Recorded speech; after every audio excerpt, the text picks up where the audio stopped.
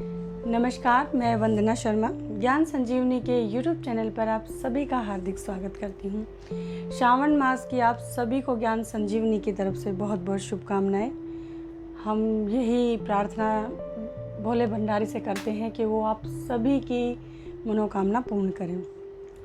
श्रावण का महीना सनातन धर्म में बहुत पवित्र माना जाता है। सावन मास को मास उत्तम भी कहा जाता है। तो आज इस वीडियो में हम जानेंगे कि श्रावण मास में मुख्यतः कितने व्रत और त्यौहार आते हैं और उनके पीछे मनाने के लिए क्या मान्यताएं जुड़ी हुई हैं, कथा वगैरह। तो आइए बात करते हैं श्रावण महीने की। सावन का महीना पूरा महीना किसी न किसी व्रत त्यौहार के लिए प्रसिद्ध है। प्रत्येक दिन किसी न किसी धार्मिक महत्व के कारण प्रसिद्ध है। हर तिथि का अपना एक महत्व है। पूरे सावन के महीने प्रकृति ग्रीष्म ऋतु के बाद सावन की बौछारें हमारे लिए लेकर आती हैं और ये श्रावण का महीना शिव शंकर भगवान को बहुत प्रिय है। सभी भक्तगण अपने ईष्ट को प्रसन्न करने के लिए अपनी आस्था और भक्ति से उन्हें प्रसन्न करते हैं। उनके लिए तरह तरह के यज्ञ, कीर्तन इत्यादि आयोजन करते हैं। सबसे पहले हम जानते हैं श्रावण महीने की कथा कि यह महीना इतना पवित्र है और इस महीने में ऐसा क्या हुआ।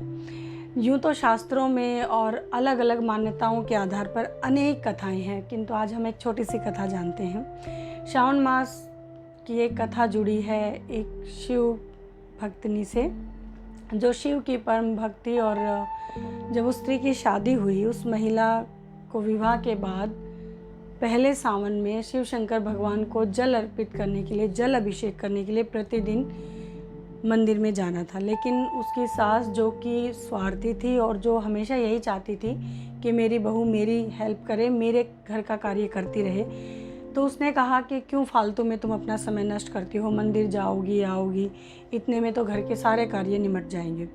अब बहू मन महसूस कर रह गई। जब वह पानी भरने के लिए गई तो उसने बहुत सारी लड़कियों और महिलाओं को इकट्ठे होकर पूजा सामग्री के साथ शिवालय की तरफ जाते देखा और वह उदास चुपचाप उनको कातर भाव से देख रही थी। उन सब ने उसको देखा तो कहा, तुम इस तरह से क्यों उदास खड़ी हो। तब उसने कहा कि मैं भी, शिव भगवान मेरे आराध्य हैं और मैं भी शिवालय जाना चाहती हूँ। तो उन्होंने कहा कि चलो फिर क्या परेशानी। उसने कहा, नहीं, मेरी सास इसकी अनुमति मुझे नहीं देती। तो थोड़ा सोचने के बाद उनमें से एक महिला बोली कि तुम ऐसा करो, नित्य इसी समय तुम पानी लेने के बहाने आओ और हमारे साथ मंदिर में जल अभिषेक करने के बाद तुम अपने घर पानी लेकर चली जाओ। उस महिला ने कहा कि किंतु मेरे पास कोई सामग्री नहीं है पूजा की। सब ने कहा कि तुम हमारी में से बांट सकती हो। इस तरह से एक एक करके उसका सोमवार का महीना बीत रहा था और वह बहुत प्रसन्न थी अपने भोले भंडारी को जल अभिषेक करके। जब श्रावण मास का अंतिम दिन आया तो उसने सोचा कि पूरे श्रावण मास मैंने दूसरों की पूजा सामग्री से ही भगवान की पूजा की है, आज मैं कुछ ऐसा अर्पित करूं जो मेरे पास है, जो भगवान का दिया हुआ है। फिर उसने अपने नाक की नथ निकाली, उसे अच्छे से स्वच्छ किया धोकर और शिव भगवान पर अर्पित किया। साथ ही वो प्रतिदिन की तरह क्षमा भी मांगती है कि मैं अपने घर में बिना बताए, बिना अपने बड़ों की आज्ञा से मंदिर आती हूँ, इसके लिए मुझे आप क्षमा करें। वहाँ जब वह घर पहुँची तो वह अपनी सास से बच बचा कर काम कर रही थी, क्योंकि उसे पता था अगर उनकी नज़र पड़ी तो वो इस नथ के बारे में अवश्य सवाल करेंगी। वही हुआ, जब दोपहर तक उसकी सास की उसके मुख पर नज़र पड़ी तो उसने पहला सवाल यही पूछा कि तुम्हारी नाक की नथ कहाँ है। उस महिला ने कहा कि कहीं गिर गई होगी। उसने कहा, नहीं, बताओ तुम कहाँ कहाँ गई थी, हम उसे ढूंढेंगे। तो उसने कहा, बस मैं पानी लेकर आई थी, तब तक मेरे नाक में वो थी, उसके बाद मैं उपले बनाने के लिए चली गई। उसकी सास ने कहा, तुम मेरे साथ आओ। पूरे रास्ते ढूंढती हुई गई। फिर उसने वहाँ एक एक उपले को तोड़ना शुरू किया। आश्चर्य की बात यह है कि जब सास और बहू ने उपले तोड़े तो दोनों के उपलों में एक एक नथ निकली। फिर उसकी सास ने और एक दो उपले तोड़े, हर उपले में से एक नथ निकली। उसको यह माजरा समझ नहीं आया। उसने अपनी बहू से पूछा कि ये सब क्या है। तो उसकी बहू ने कहा, उसकी आंखों में आंसू थे, उसने कहा, ये मेरे भोले भंडारी का प्रसाद है, उन्हीं का आशीर्वाद है। फिर उसने पूरी कथा बताई कि कैसे मैं प्रत्येक दिन मंदिर जाती थी, उनका जल अभिषेक करती थी और अंतिम दिन मैंने उन्हें अनथ अर्पित की थी। तब उसकी सास ने क्षमा मांगी और उसने कहा कि अगले श्रावण मास से मैं भी तुम्हारे साथ चलूँगी। और इस तरह से उस पूरे क्षेत्र में धूमधाम से लोग पहले दिन से लेकर अंतिम दिन तक हर दिन जाकर शिवालय में जल अभिषेक करते श्रद्धा समान। तो ये कथा थी जल अभिषेक की। अब श्रावण मास में एक तो हम जल अभिषेक करते हैं, हम बात कर रहे थे श्रावण मास के व्रत त्यौहार की। तो जल अभिषेक आप छोटे से छोटे स्तर से लेकर बड़े स्तर तक होता है। छोटे छोटे शिवालय हों या बड़े बड़े मंदिर हों, ज्योतिर्लिंग मंदिर हों, कहीं भी हो, शिव शंकर भगवान के नाम की धूम होती है। हर जगह ओम नमः शिवाय की ध्वनि सुनाई देती है। आप देखेंगे कि आपके घर में अगर शिवलिंग है, किसी धातु का बना है, कहीं पर भी प्राण प्रतिष्ठा किया हुआ शिवलिंग है, तो उसको आप साधारण जल, गंगा जल डालकर या दूध से जल अभिषेक करें। फूल, फल, बेल पत्र, भांग, धतूरा, जो भी शिव शंकर भगवान की प्रिय वस्तुएं हैं उन्हें अर्पित करें। और साथ ही हम गायत्री मंत्र, महामृत्युंजय मंत्र या पंचाक्षर शिव मंत्र से भी शिव भगवान को प्रसन्न कर सकते हैं। शास्त्रों में लिखा है कि जल अभिषेक करने से अश्वमेघ यज्ञ का फल मिलता है। और यह मान्यता कब से चली आ रही है? जब देव असुर संग्राम में अमृत प्राप्त करने के लिए सागर मंथन किया गया था और हलाहल विष निकला था। तो ये मान्यता तब से चली आ रही है जब शिव शंकर भगवान ने हलाहल पी लिया था और सभी देवताओं ने उनको जल अभिषेक और पूजा अर्चना से प्रसन्न कर धन्यवाद कहा था।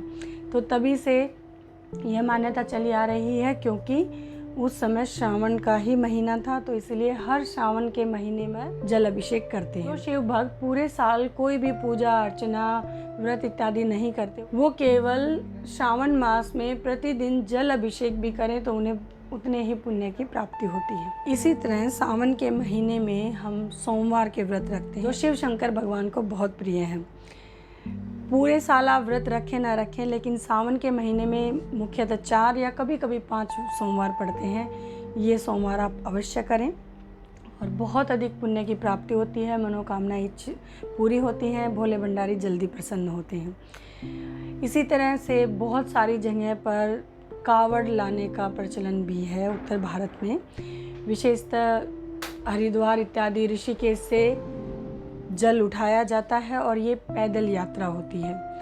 और उस जल को लाकर शिवरात्रि के दिन अपने किसी भी निकटतम शिवालय इत्यादि में, जिसने जहाँ के लिए भी बोला है, वो वहाँ जाकर शिव का जल अभिषेक करते हैं। यह यात्रा पैदल की जाती है, साथ ही बाइक पर, साइकिल पर या वाहन से, किसी भी तरह से ग्रुप में अकेले जाकर शिव शंकर भगवान के जयकारे बोलते हुए भक्तगण जाते हैं और जगह जगह पर मेले लगते हैं। अब इसके बाद हम आते हैं सोमवार व्रत पर, जो हमने देखा कि सावन के 4 सोमवार मुख्यतः सभी करते हैं, जो शिव शंकर भगवान को प्रिय है।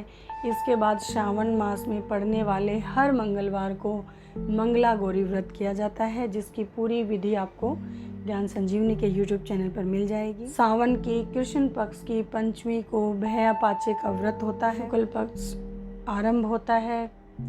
इसमें सबसे पहले हरियाली तीज मनाई जाती है, जो धार्मिक तो है ही, साथ में मौज मस्ती का त्यौहार भी महिलाओं के लिए है।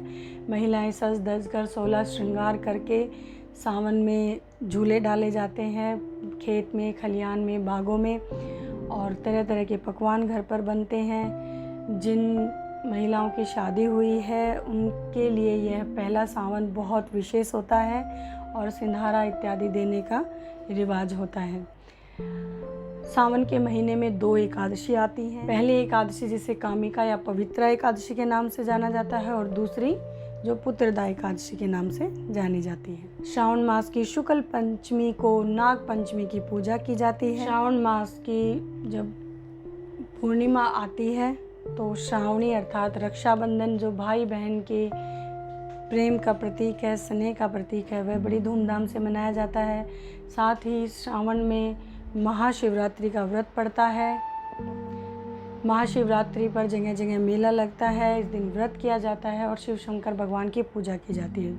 साथ ही बहुत ही तरह के यज्ञ, हवन, दान, पुण्य इत्यादि श्रावण मास में किए जाते हैं, जिनका बहुत अधिक महत्व होता है, क्योंकि जो नक्षत्र होते हैं वह कुछ इस तरह से होते हैं कि इन दिनों में किया गया जितना भी दान पुण्य है उसका कई गुना फल आपको मिलता है और थोड़ी सी भक्ति से ही भोलेनाथ प्रसन्न हो जाते हैं। तो भोलेनाथ के भक्तों के लिए ये बहुत ही उत्सव से भरा हुआ महीना है, बहुत पवित्र महीना है। और इसी तरह श्रावण मास के प्रत्येक तिथि को हम कुछ ना कुछ धार्मिक अनुष्ठान करते रहते हैं।